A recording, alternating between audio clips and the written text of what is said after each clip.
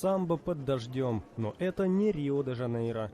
Тысячи людей в воскресенье вышли на улицы Берлина, чтобы принять участие в традиционном карнавале культур.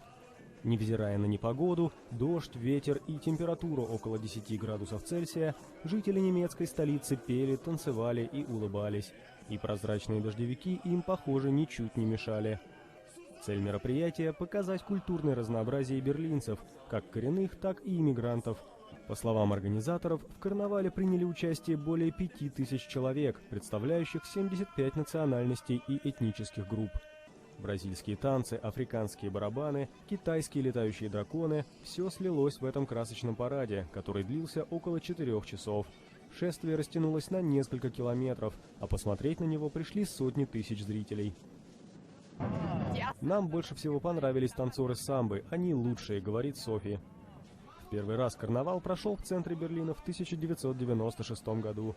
За 20 лет существования он превратился в одно из самых значимых событий культурной жизни немецкой столицы.